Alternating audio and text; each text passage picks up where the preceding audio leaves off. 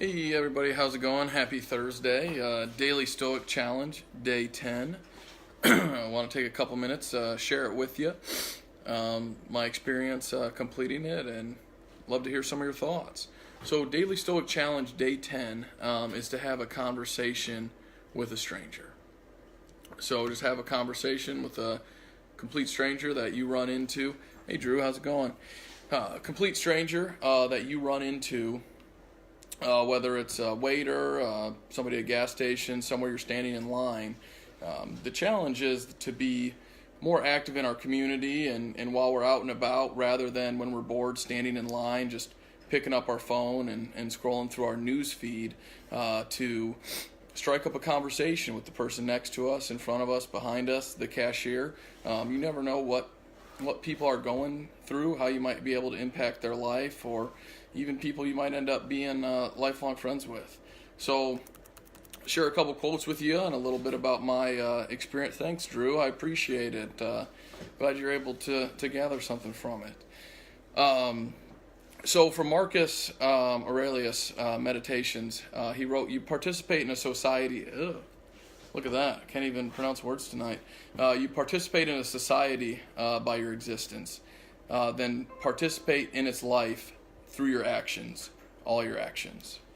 And then Epictetus said in the Discourses, just as it would not be a foot, don't you realize that in isolation you would not be a human being? Because what is a human being? Part of a community. So I don't have any stats on hand for this, but it's crazy how in the world we live in, where ultimately we can, with social media, we can connect with anyone all over the world with a click of a button, that we still have more suicides, more depression than we ever have. And it's because we find ourselves just constantly wrapped up in technology. Even when we're out and about, just always looking at our phone, seeing what's going on with social media. When we're at home, just watching Netflix, spending time on Facebook, the computer, video games, as opposed to getting out there and interacting with people. So I'll tell you a little bit about how this went for me. So I was out to brunch today, and the waiter, his name was Cody, was a pretty friendly guy. Great communicator. We were having phenomenal conversations. Just kind of started talking to him about his life, where he was headed, what he wanted to do. And my goal was just to really encourage him, because this guy was a phenomenal salesman, and he was just working at a waiter, as a waiter while he's going through school. And I just really wanted to encourage him and let him know, what his potential was to succeed in the future, doing something else bigger and better. And I just left him with it.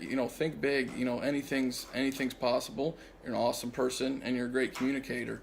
And I try to do this, especially after this challenge. I'm trying to be more self-conscious about this in my everyday life, and not pull out my phone, and limiting social media to only twice a day for 5 minutes each time has made a huge impact on my life, because every time I'm bored, it's not an option to reach down and check my phone and look at social media, because I've simply set those barriers.